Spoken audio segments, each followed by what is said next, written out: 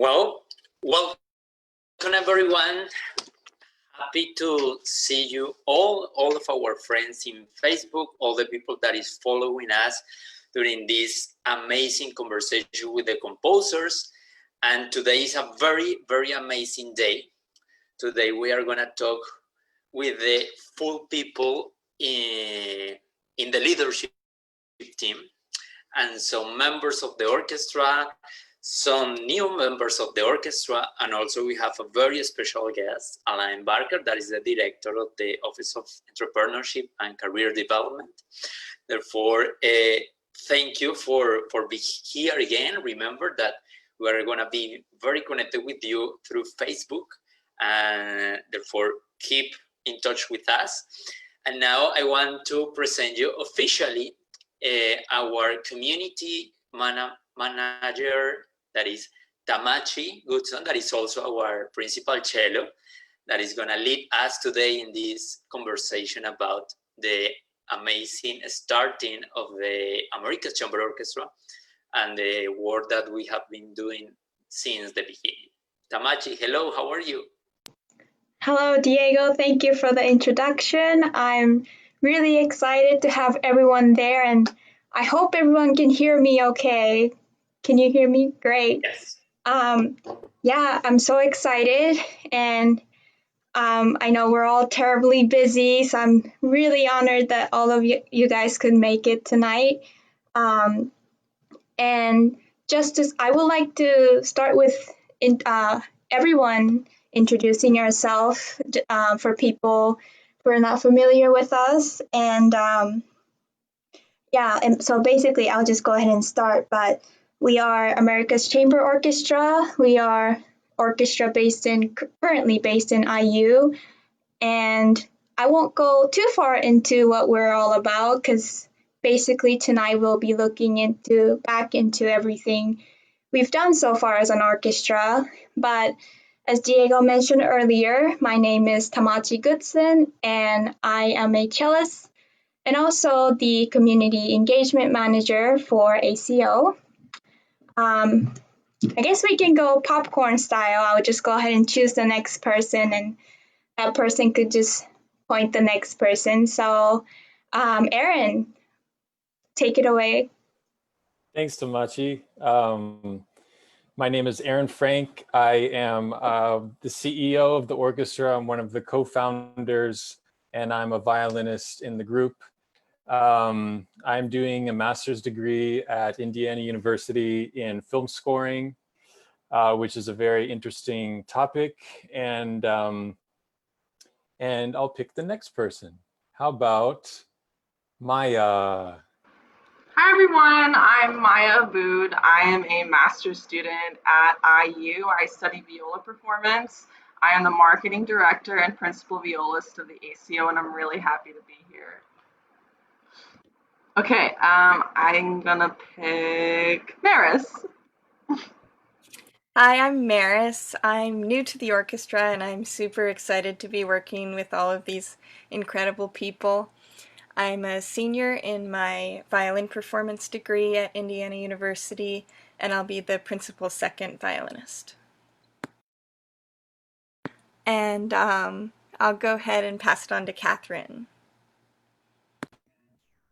Hi everyone, I'm Catherine. I'm also a master's student at IU, and I'm a violist and the music librarian for the America's Chamber Orchestra. And I'll pass it over to Daniel. Hi, I'm Daniel Cueto. I am a doctoral student in composition here at Indiana University and the composer in residence of the ensemble, also one of the co-founders, and delighted to be here. I think it's the turn of our music director. Okay, everyone, I guess so many already know me. I'm Diego Arposa Vázquez. I am an opera and orchestra conductor from Colombia. I am the music director of the America's Chamber Orchestra and also of the Opera Summer Camp in Los Angeles, California. I'm very happy to be here with all of you and talking with all of our members. And now I go with Alain. Okay, so I'll introduce myself as well. Hi, everybody. It's so great to see you all. And huge congratulations to you all, and look forward to a really fabulous conversation about the orchestra and about its formation and about where we are in the world of music today. A little bit about me. I was born in South Africa. I don't know if you know that, but I was born in South Africa and very involved in the music of South Africa at the time in the 1980s, which is a long time ago, but it was a very interesting time with lots of parallels to the way that the world seems to be shifting around us today. Lots of political upheaval, lots of questions about diversity, lots of questions about language, music. Whose music is it anyway? Whose stories are we telling? And as a musician, growing up in the classical music world, I felt really propelled to engage with my values and with my ideas of what the music world could be, rather than what it was defined as being around me. And I feel that we're going through a very similar period of time right now, where the emerging generation has to really engage this question of what is the music that we play? Why do we play it? How do we play it? And how do we create meaning in the world? What is the way that we can create impact in the world? And so I came here to IU. I did my master's and my doctorate. I have a minor in ethnomusicology because I had a real deep love for traditional African music as well. And then just found myself navigating into different parts of my career. I went into communications and marketing for a while. I ran a festival. I ran an early music festival for 10 years, all the while as a professional flutist performing in orchestras and chamber music. And I was part of a new music ensemble with somebody who used to run the Latin American Music Center at Indiana University, Carmen Helena Tejas, who's absolutely fantastic. And more recently got involved in this whole idea of innovation and entrepreneurship in music. And I'm thrilled to be helping and mentoring and supporting as much as I can as you guys work out where the world of music is going. You have your hand on where things are going to go, on the steering wheel of our future. And it's really great to see where you're taking it. Thank you so much, Alan. It's really reassuring to have someone like you. Always. I mean, when we were having our meeting, it was often in the entrepreneurship office, and I don't know if whatever we were saying was audible in your office, but I always found comfort in having you just in the same room, really. And you have always been a great help. And for those of you who might not know, he also teaches this course, which I took last year in musical career development, which was also a tremendous help as well. So it's really great to have you. Okay, great. So now that we know each other and everything, I would really like to start with speaking to or opening this discussion to our co-founders, Aaron, Daniel, and Diego. As a co-founder, you guys really are the foundation of this orchestra in literally every way. I mean, Diego, you as the music director and also being a Colombian, from Colombia. Aaron, you as a concertmaster, CEO, and your experience in traveling Latin America. And Daniel, with your experience in growing up as a Peruvian American, with your parents, your father being a Peruvian, and your mother being American. I think it's just something that really this orchestra really needs as a foundation. But saying that you guys gonna start an orchestra, that is a huge decision. It's not something that anyone can say, and it's it's an exciting decision, but it's also kind of a intimidating, scary decision. And I'm curious if there was like a deciding factor, and this might be different for all three of you, but was there something that pulled all three of you so hard to make you guys say yes, we're gonna make this orchestra. Yeah, so I'll let you guys take it away. Yes, well, I guess, first of all, for me, creating orchestras and lead programs is something that I am now used to. I found my first orchestra like when I was 18, and I also was the CEO of a company when I was 18. Mostly because my mom is economist and she always create in my brother and on me the sense of the entrepreneurship, really do something new instead of just working in something that others did.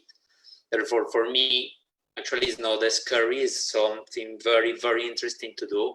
Find ways to really create something new and something that can create value in that is connected with the values of the people that we are trying to reach to.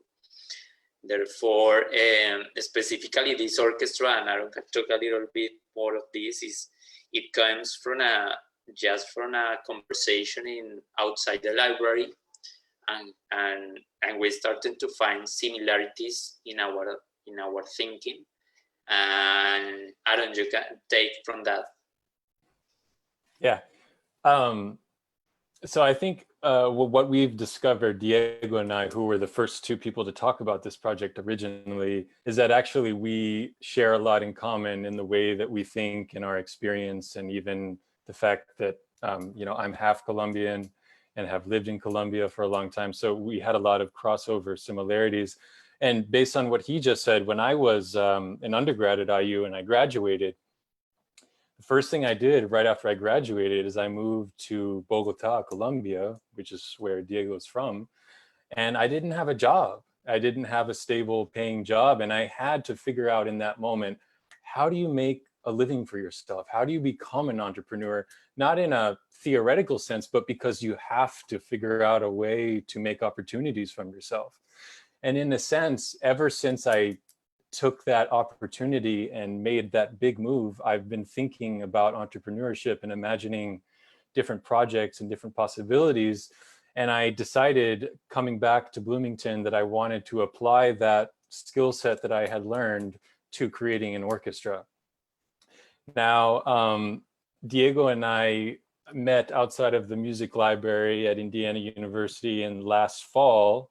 And I basically mentioned to him that I had this idea of starting an orchestra that could somehow display the complexity of the cultures of the Americas through innovative musical performances. That was the seed.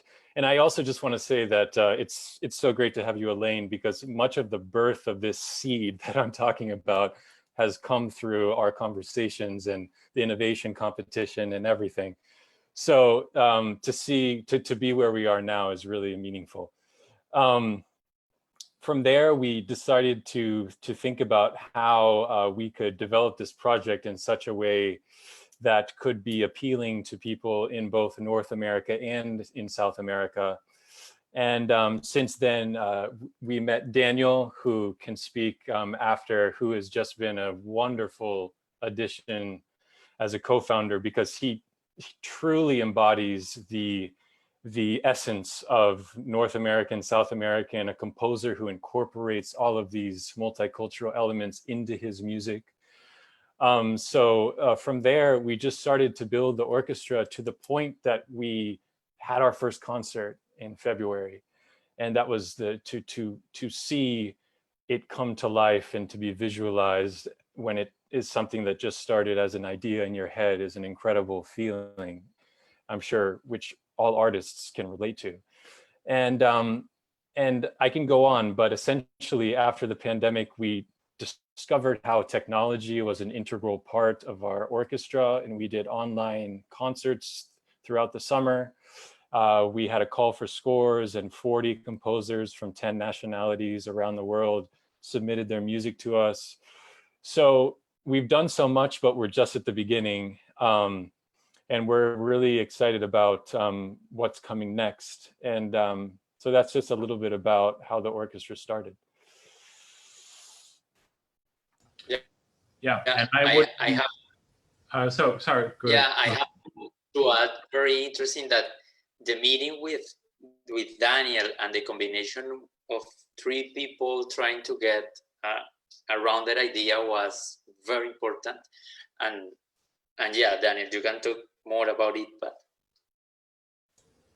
Yeah, well, I just wanted to say a lot of things have been said that that really summarize a lot of what happened. But it's also good to know and good to sort of think about the idea that things don't, happen from one day to the next usually. And these were really very loose conversations, as Diego and Aaron said, that they met first. And I had met Diego independently, and Aaron had met him independently. And it sort of started slowly starting to converge around sort of a shared interest for other music of the Americas, for other repertoire, for other ideas of how to run an orchestra. And it didn't immediately turn into the idea to found an orchestra. We just had sort of a loose idea that we wanted to form some sort of ensemble that maybe brought out some aspects of Latin American music. And the idea of an ensemble just sort of slowly went towards the idea of actually forming an orchestra. So I think you often just have sort of a loose idea that you want to form something, and then you sort of start to realize what it is as you talk and you discuss and you think.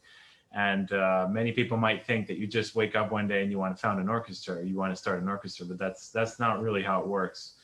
We were thinking a chamber ensemble, well, but what could we achieve with an orchestra that we can't achieve with a chamber ensemble in terms of repertoire, in terms of getting to an audience, in terms of impact, right? The idea of Latin American music, what could we achieve if we just think of a more broad concept of the Americas, right? So it grew from those smaller places to a larger place with time and with discussion. And that's the way I think it was just very organic in the way it grew. And that's important, I think, for people to understand that ideas like this take time and take mulling over and take friendship and take talking outside of the library and just a lot of things that are hard to count and to sort of weigh and measure, right? They sort of happen in an organic way. So I would also like to add to that, when I remember going to the entrepreneurship office, and one of the things that I've learned probably over the last 5 years as an entrepreneur is that when you're thinking of a concept, you have to think about what gap or what need does this fill in society that already doesn't exist? Why is creating this orchestra something that people, when they experience it or when they're a part of this group, are going to feel like, wow, this is something we need? And thinking about that with you, Elaine, and thinking about doing something that was multimedia and technology and something that was different from what had already been done before, because of course there have been many Latin American music ensembles previously. But one of the things that was interesting about starting this together is to sort of refine our vision for how it could be something that was truly innovative and that could have its own stamp in the future. So yeah, I would definitely support that and say that Elaine and his office supported us the whole way. Mainly the great value was just sort of being able to go back and forth with ideas with him, but also obviously providing us with a space to meet eventually when we became more people and became more of a question of where could we start to gather all these people who were starting to be interested in the project. So on a logistical level and also on a level of ideas, I think his contribution has been just really valuable and continues to be. Well, you're all way too kind. You're all way too kind. I admire so much about what you're doing. The levels. You've spoken about how it came together as a concept and how it evolved into what it. The whole idea of migrating and sort of moving into an orchestral setting as an ensemble and using that as a vehicle for your exploration of music. I'm also very impressed by. I'm impressed by so many things, but one of the things going to the concert that I just loved was the idea that an orchestra like this with a set of values and a sort of a voice, a certain approach to music, can both be in dialogue with music from the Americas, but also be in dialogue with music that is part of the canon, part of the tradition, and not be pigeonholing itself into a place where it only does a certain thing within the greater scope of the art music world. And I think being free to move around and to articulate your view of what the world of music can sound like and can say to audiences, no matter what music you play, I think is a really powerful message about what being from the Americas is. You know, I've been thinking a lot. I've been thinking a lot lately. Two things that I want to just quickly mention. Number one is we had a fantastic conversation with the executive director of the Sphinx organization, Afa Dworkin. I don't know if you know who she is, but she's an extraordinary a person who's doing incredible work with another, you know, I mean, just an amazing organization. She spoke a lot about what has led to innovation in Sphinx, and it's deep empathy, it's deep listening, it's the ability to understand and then coalesce creative ideas and solutions around an ability to listen and an ability to see the world from different points of view that perhaps we don't allow ourselves to understand when we're set in our ways. And I see what you're doing in a very similar light. I think that what's happening is that you're saying the world can be thought of in a different way, and we can bring to that world a different conversation about what music is, which I think is incredibly powerful and gives you a lot of creative opportunities ahead of yourselves. And the second thing is, I think that there's a really interesting and important question about what is it to be from the Americas, and how are traditions of understanding being established, or have they been established, tropes, in the way that, for instance, North Americans think about being from the Americas. And I think that as an ensemble, you have an opportunity to open up that conversation in very creative ways, in very innovative and powerful and impactful ways that give audiences and musicians and artists and, you know, the public an opportunity to address that question. And it's a very, very, very timely question in the world that we're living in today. So I am excited about your project on a lot of different levels. Yeah, and actually, this imagination of how we can consider the orchestra as an ensemble that not only plays, as you said, Latin American music, because actually there are so many ensembles that are doing just Latin American music, but also we are trying to embrace, as you say, the full picture of the world music. And it's not only about the marketing aspect now. So many people is saying you are so diverse, we are trying to do because it's in the hands, but actually from the first concert, we can see that in the orchestra. We have Rossini overture that is totally canon tradition. Then we have Elgar. Then we had Daniel's Cueto piece. Then we have a Colombian totally interactive piece. Therefore, the orchestra really want to embrace all the ideas of music that we have. And also because we have to understand that as Americans, we are a mix of cultures of different parts of the world.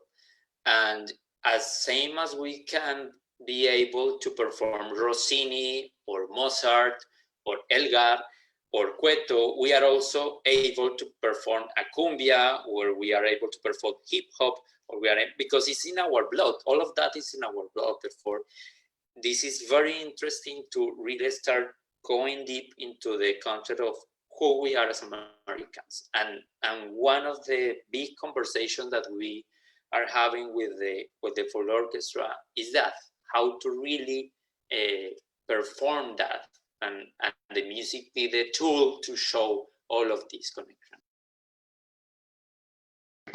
Yeah, I agree. And I have to say that concert, I'm very used to that stereotypical traditional concert of just playing pieces in a standard repertoire, and it was very often I would play the same piece in different concerts because those pieces were just so popular, so standard.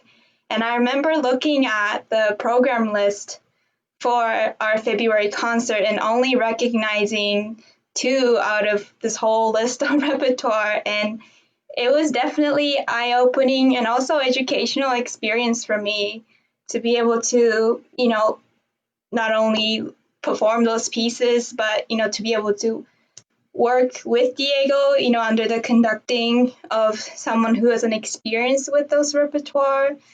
And also, seeing how the audience reacted, just them hearing their repertoire performed. I think that was when, at least for me, I finally understood and felt personally why it makes this orchestra so special. Is just like the sheer energy and the pride that was showcased by the audience that was there. It was, yeah, and for that, I really thank Daniel and Aaron and Daniel for really creating and, going with it and inviting me on this wonderful journey.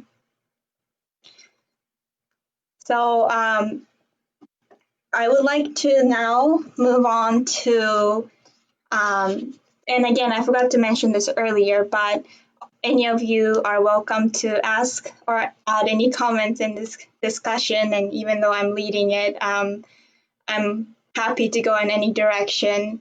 And yeah, so I know that we have some new members joining us tonight, Maris and Broner. Well, first of all, welcome to the group. We're so excited to have you guys here. And I suppose this could be open to any of you, but, shortly after the concert, it was the hit with the pandemic.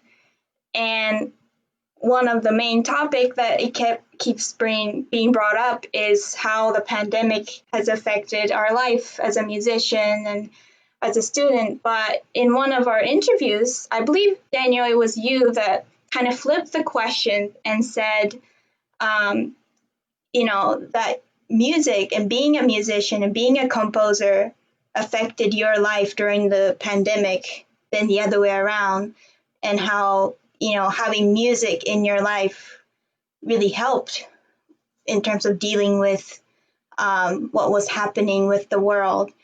And actually, I would like to start with Maya or Catherine.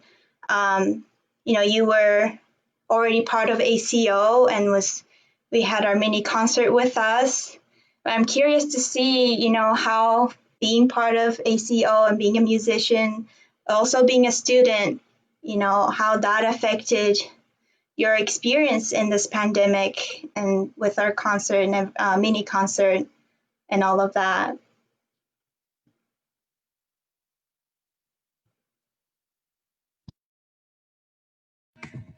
Well, I would just say I kind of relate to what Daniel was talking about, where, I really do feel like music for me during the pandemic has sort of been a constant. And I didn't really realize it until I had to take my viola into the shop to get worked on.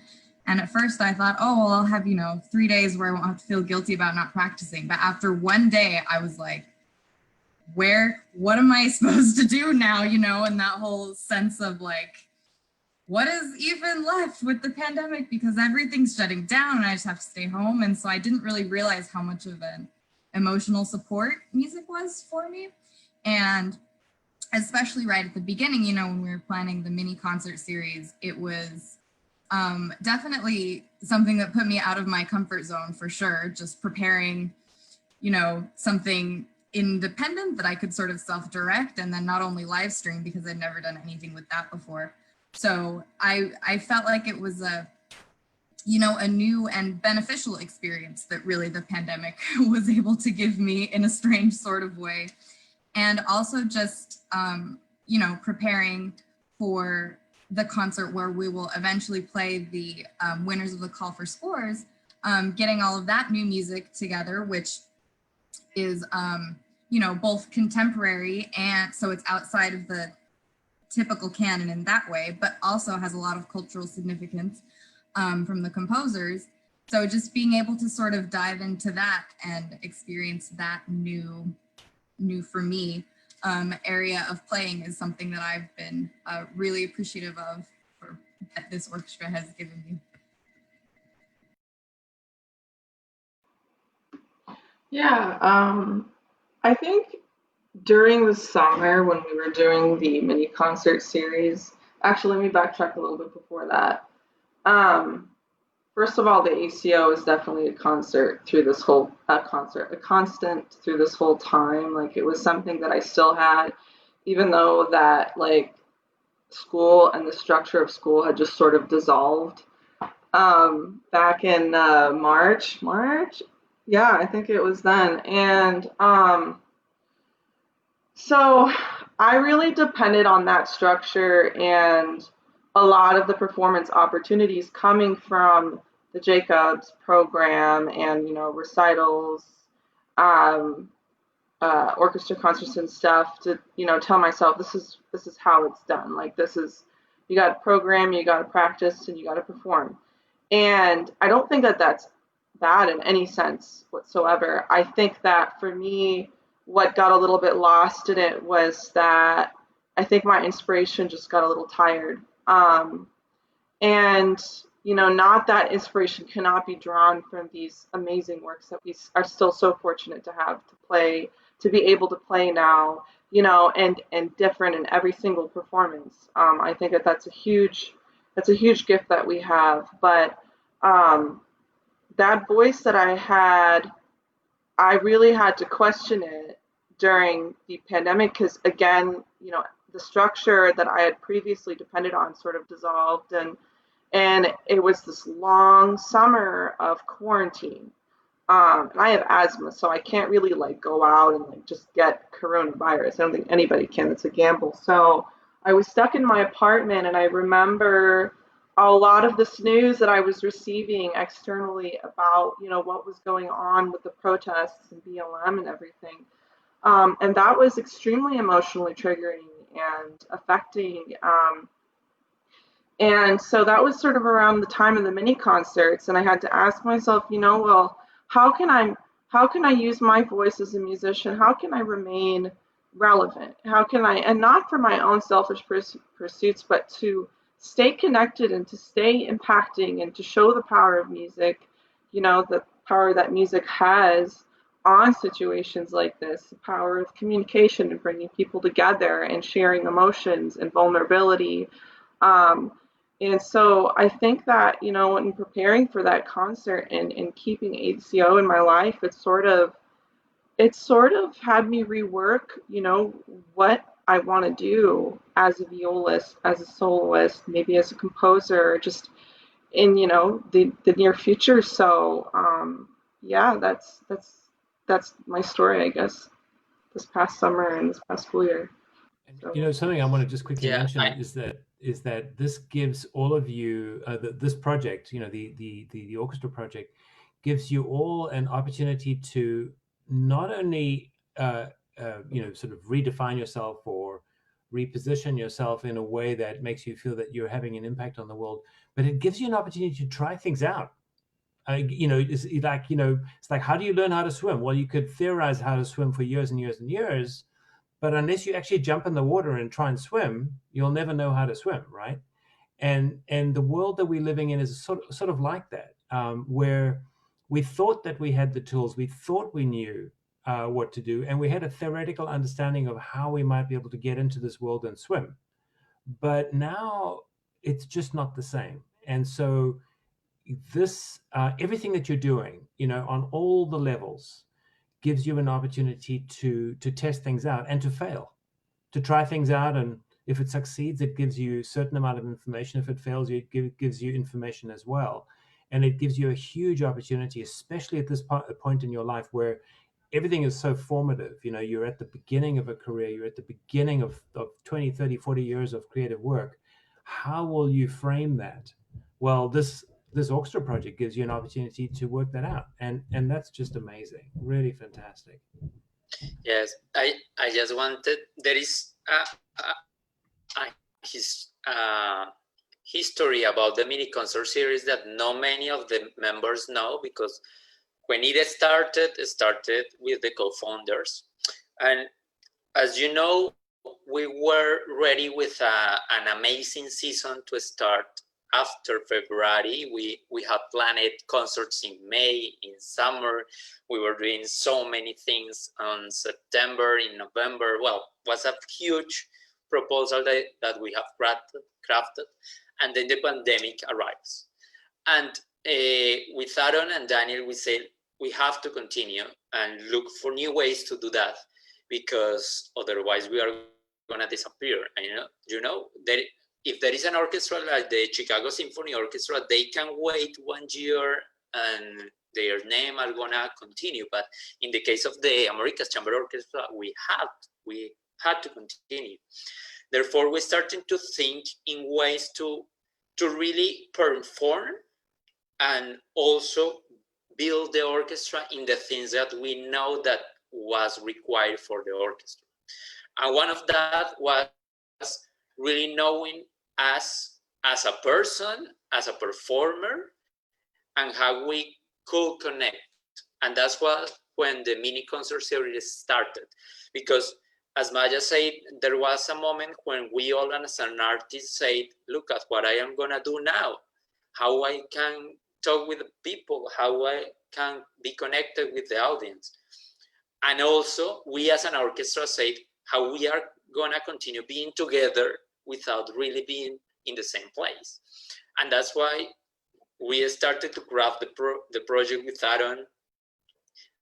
And then when we started to share that with the leadership team, and they were so enthusiastic about that, we really couldn't imagine the huge success that this mini concert series was. And actually, we are going to continue doing that. In winter, we are going to do another mini concert series. And also now is one of the things that all the members of the America's Chamber Orchestra are going to do is always play a mini concert series. Because as a chamber ensemble, all of our players have to be a soloist. It's part of the essence of being a chamber orchestra. Therefore, was a really, really good thing to do for this summer. And that's why we are going to continue with that also. That's wonderful. Yeah, I cannot wait to do another round of those mini concerts, because it really was a new way of performing, and it brought a new way of connection, a really unique way to connect with the audience. I mean, we would, instead of claps and applause, we would have seas of comments and direct feedback from the people that were listening, which was really new. And in a way, we were able to hear a lot more individual voices from our audience than we did in our in-person concerts. I would also love to hear from Maris and Broner. You guys just joined ACO, and I know we haven't started rehearsing together just yet, but you guys were also a student. Maris, in your case, it was pretty much right after your junior recital, and it was right before you were starting to plan your auditions for your senior year. And Broner, I actually don't know what year you're in, but if you guys could share, how your music helped or didn't help in this really uncertain time. Sure. So first, I'd just like to say getting an opportunity to meet new people in a pandemic is really a treasure. So I'm really excited to be working with all of you. And I think the fact that we're able to do this in a safe environment with masks and distance is really great. So I'm really excited to be making music with new people. As for the pandemic and the summer, It was a really introspective and lonely time, I think, for most people. But I think those lonely times are the times when we turn to the arts the most. And again, something terrible about this time was that the arts, a lot, or music at least, were kind of on pause because there's such social events. So I'm really grateful for everyone for figuring out new ways to make music, like with the live streams and recordings and things like that. And I think anything we can look forward to creating is something that will keep us going.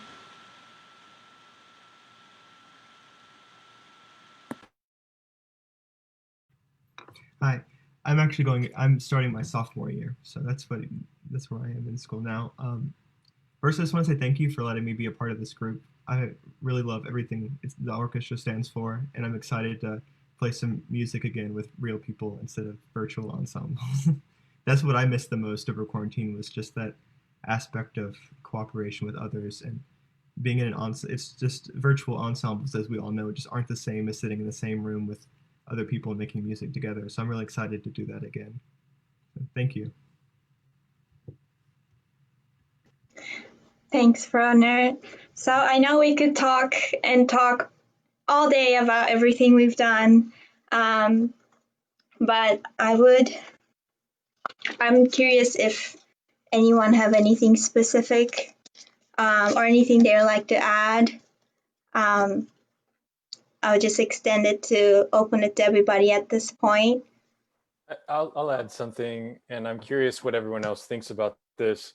Going back to what Elaine said, one of the other big parts of the orchestra and why we wanted to do it was for all of you and for everyone who's a part of it to develop this sense of agency, which I think all of you have been talking about in some shape or form. And because musicians in the 21st century are really cultural entrepreneurs and have to develop a diverse range of skills to be able to develop a career. And so one of the things that I also find fascinating period of time, which is incredibly difficult in other ways, is that it's literally, like Diego said, it's forced us to have to imagine new possibilities. Like when something as drastic as this happens, we're suddenly in a situation where if we're going to move forward, we have to do it in a completely new way, and we have to pivot, and we have to find a new path to move forward. And I think just going through that experience together has not only increased our bond together as a group, because we're all going through this time together and we're supporting one another, but it's also, I think, given us a sense of agency and the ability to imagine these new possibilities, because it's the only option we have right now, because we can't do in-person concerts. So the question is, how do we perform in other ways? How do we connect with people all around the world through technology? And lastly, I just want to say that I think people are going to be, writing about this period of time for decades, because this whole thing has sped up how the world was going to change in maybe 20 or 30 years in the matter of 6 or 7 months, in the sense that technology and curating online concerts and online masterclasses is now something that we will consider part of our lives, even when this is all behind us. And I think that that's fascinating. And I'm curious what you think about that, Elaine, because that's really become an integral part of what this ensemble is all about. Yeah, I couldn't agree with you more. And I just want to apologize in advance. I think you all know I need to leave soon, but you're absolutely right, Aaron. I think in many ways the world was changing around us dramatically, but because we were comfortable where we were in the world of classical arts, and it's not just classical music, it's the sort of the fine arts in general. There was this sense of stasis, of not really shifting with the world. And all of a sudden, we've been a huge big wave came by and washed us all into the sea, and we're having to sort of learn how to do something different. I completely agree with you. I think that we are now in a world that is just completely different from what it was 6 months ago, and that's very exciting for me. I mean, I know that it's very painful, and a lot of legacy organizations are going to struggle to come back. A lot of the whole idea of do we really have audiences anymore? Can audiences trust physical space enough to be able to go back and enjoy a concert without fearing getting a virus or something like that? I mean, there are all these issues, but at the same time, as you say, we're evolving into a totally new set of places as artists that are digital, that open up conversations about what we do as artists. The Black Lives Matter movement, you just mentioned, Tamashi, I think it was Tamashi was mentioning no, it wasn't. Who was it? It was Maya. I'm sorry, my apologies. But there's so many elements right now that are propelling us into very powerful creative spaces. And if you just look at some of the artists that are doing the most innovative work, we had a conversation last night with Lawrence Brownlee, one of the most amazing tenors. He's on fire with his creativity right now because he's pivoting into new modes of being creative as an artist. And I think that as a collective, if you think of yourself as a collective, as a creative collective, as much as you think of yourself as an orchestra, you have so much to share and do together that will propel you in directions that are really quite powerful. So I couldn't agree with you more. I think we're living in a very difficult but also exciting time. And with that, I'm going to have to go. Great Thank to you see so you all. much. Take care. Bye. Thank you.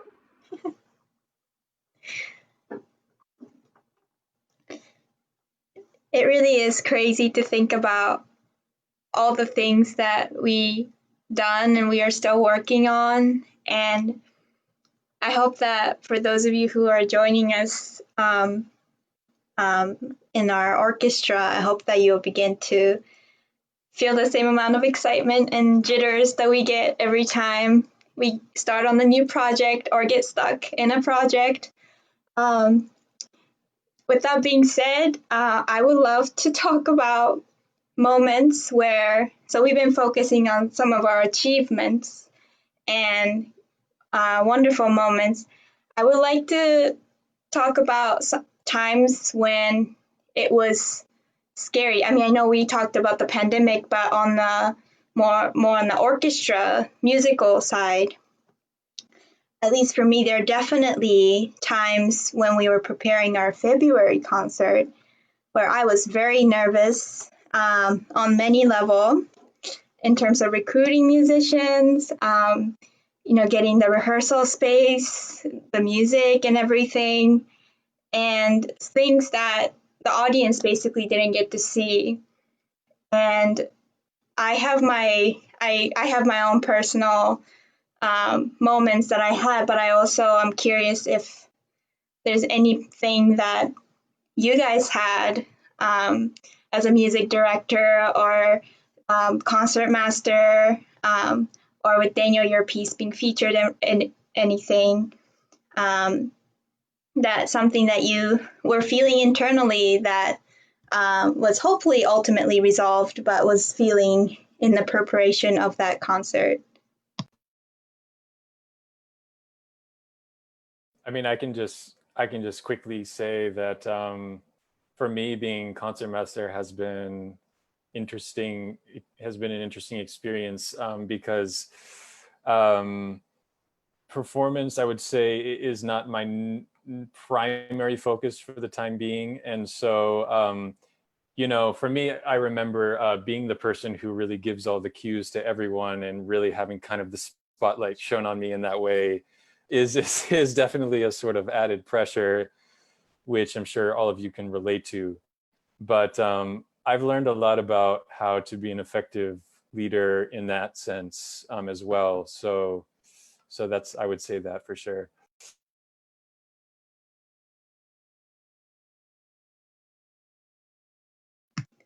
Well, at least for me, rehearsing with you was definitely a fun experience, and it was really, actually, as a colleague, watching you grow as a leader, as a musical leader, it was really exciting. And being able to lead that concert with you was really a whole nother experience altogether.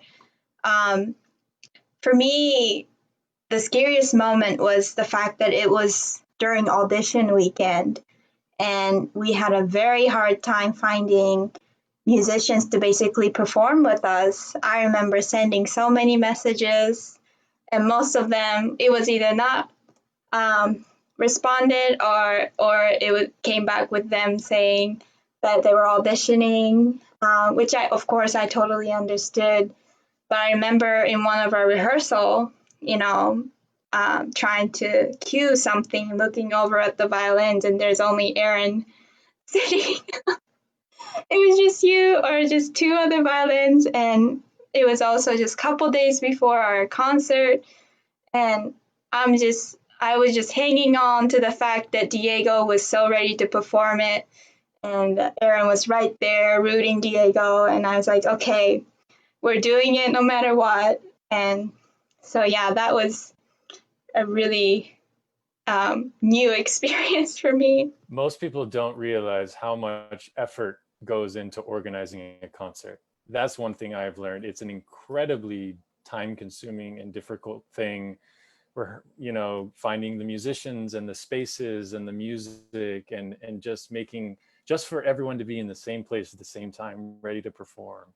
People I don't think often realize the amount of effort that goes into that. So it's been a real learning experience for us. Yeah. Also, it's important to clarify something, not many for the people that is in IU, but also for our audience outside IU. IU Jacobs School of Music is the first, or at least one of the best schools of music in the world. We have like 2,000 students, music students, in the very high level levels, let's say. And we have so many things at the same time. This school has more than 1,000 concerts per day, and all of them are amazing. We have 7 orchestras, I guess. We have operas, we have choral concerts, we have so many things at the same time. And all of them are with so amazing musicians. Therefore, one of the most difficult parts for the orchestra in the first concert was how to be not only at the level of these kind of orchestras, but also giving to the audience something new, because be the 1,001 concert in the year, this is nothing. We have to be something different and offer something interesting for them. Therefore, yes, the first concert was difficult because all the players haven't seen the big picture. No, for the co-founders and the leadership was a little bit easier because they understood the full potential of the concert. But when you were invited people to play with us, they just saw, okay, this is the 11 orchestra that we are going to play. This is the 1,000 whatever concert. There is not anything important at this moment. But it totally changed with the concert, because after they saw the concert, this is a different story. For the beginning is so difficult, but we know with Aaron and I know with experience that always a start is difficult. After that, it becomes easier and easier.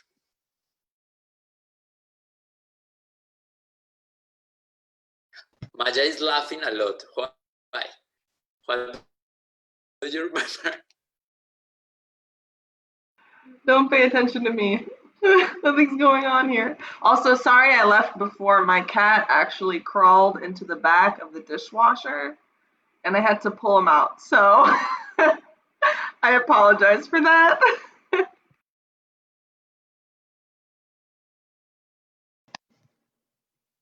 Yeah, it's you're right, Diego, with all the ensembles and performances that we have at IU, especially, it really is challenging to find like the group of people that we can really connect to and bring together and pull off a concert. And that's one of the reasons why I'm glad I had a chance to really know about this group, because it's not often that I get to, perform with a group and actually stay with them. It's usually I'll go and play something, and then after the performance, maybe we'll have a pizza or something, but then we'll leave really a couple minutes after, we'll just disband. And often we never get to perform with that same group. And it's just, you're thrown into this new atmosphere and group of people every time. And really, I didn't realize how much I enjoy, having that connection and that certain amount of comfort and joy that gets created on stage when you get to perform with people that you really get to know and spend time with. And Catherine, actually, I would love to hear about your experience in preparing the music. I remember, you got our parts in great condition and everything, but I also remember you kind of running everywhere. You're always on the move. And it was actually really fun to watch you. I was surprised you were holding the viola. You had 20 pieces of music in one hand, viola in the other, and trying to move a stand at the same time. So yeah, I would love to hear your experience during that concert. Sure. I was just going to add on to what you were saying before too. It was a bit of a process to, find people to play in the first concert, just because, like you said, of the timing and the fact that everyone's so busy. And for a while, I had all of the music prepared, and I was just sort of waiting to hear from people who would meet with me to pick it up. And it was just like one person here and there. And then all of a sudden, people just started coming out of the woodwork. And I got to meet so many new people that I hadn't had the opportunity to work with before. And everyone that came to me to get their music seemed really invested and committed to what we were doing. Once they, realized that, oh, wait, this isn't just another ad hoc, this is a more long-term endeavor that we're trying to achieve. So I found that really rewarding, just to sort of see everyone come together. But yeah, it was definitely a lot. I spent a lot of time at the printer in the library, at the taping station, trying to get everything working for everyone. And yeah, definitely that first rehearsal, yeah, I was sort of running around like a chicken with its head cut off, but it probably looked like that, but I did have a plan. I'm just trying to make sure that everyone had what they needed to make the rehearsal run smoothly, to make sure that, to make Diego's job easier, so that he knew what we had in front of us, and also we know what he has in front of him, so that we can all be on the same page, literally and figuratively, and just work together in a really smooth manner. So yeah, it was a little bit crazy, but it was also really rewarding, and I enjoyed it a lot. Yeah, I have to add here, for the people that is not musician, I, as music director or as a conductor, I have like a book with all the parts of all the orchestra, and each member of the orchestra has a little their part or the unique thing. However, in the process of taking the big picture or the full book to every single person, there are some discrepancies that normally have to be corrected by the librarian. And it's very, very difficult, because it's look all the parts and be totally sure that all is correct. But in addition of that, when you have a very demanding music director, that's myself, you put so many notes, notes for the players in order to save time for the rehearsal. Things like Rossini, you need to do a lot of that, because it's very detailed music, same as Mozart or the Henri Kiff, what we are gonna do later. Therefore, it puts more and more work on the librarian, and I am so happy to have you here helping us with that, because always the rehearsals goes very well because of that. Thank you, Catherine.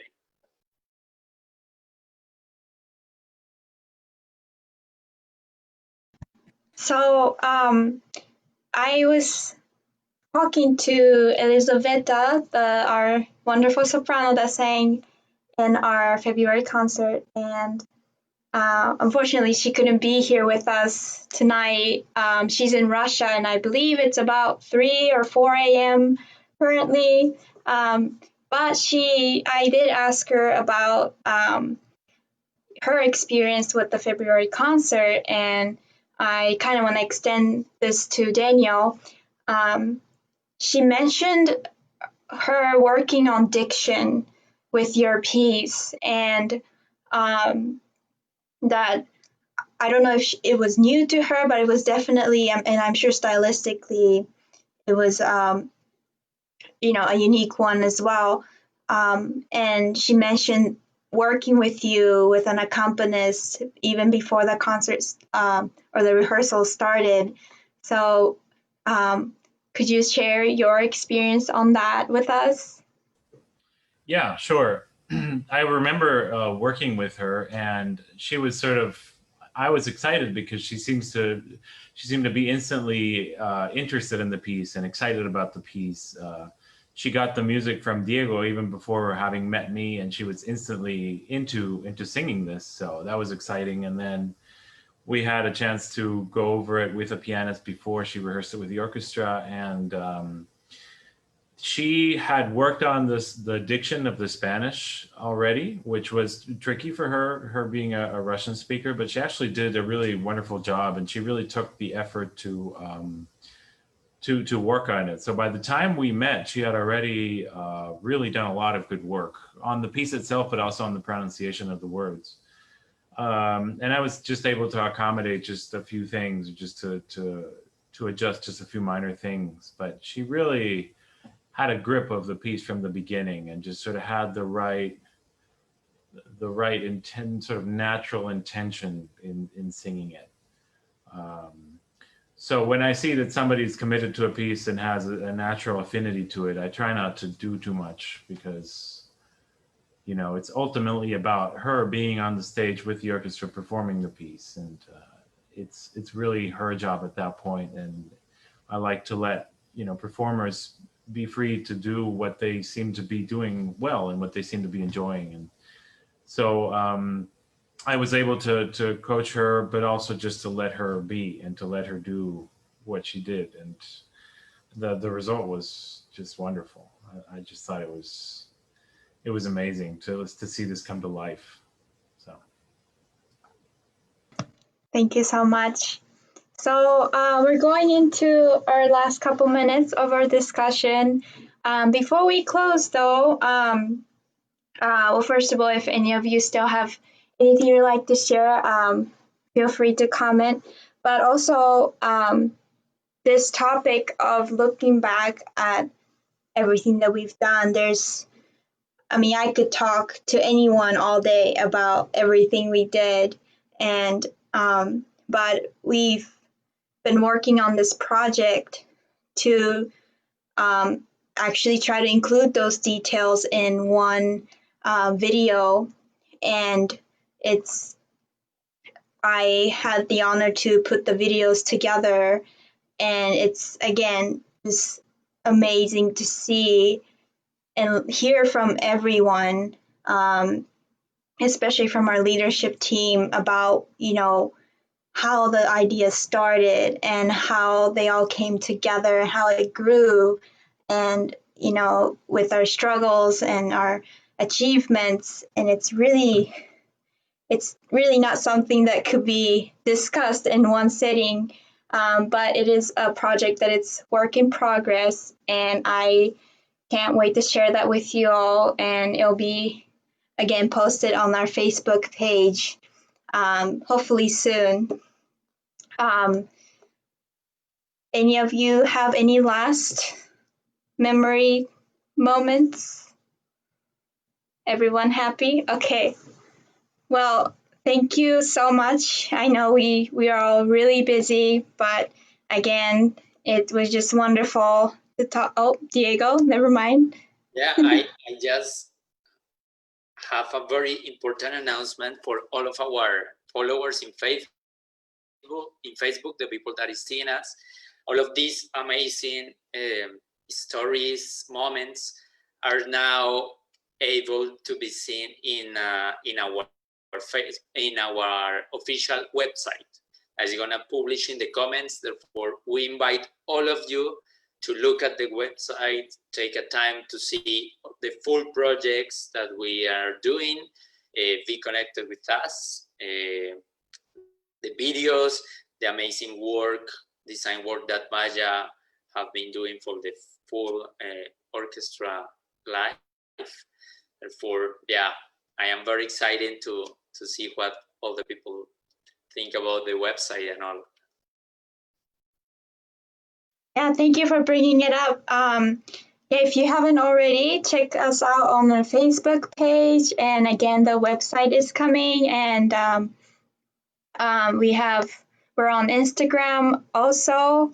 And everything that we've done, including the mini concert and the discussion that you're watching right now, will be posted, and the interviews that Diego had with amazing composers from our color score submissions are also up there.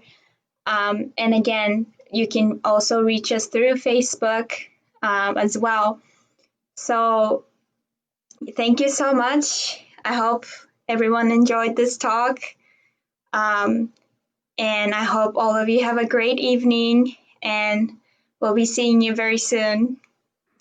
Have a wonderful night. Thank you, Tamashi. Good job. Thank you so much. you. Good job, everybody. Bye. Take care, everyone.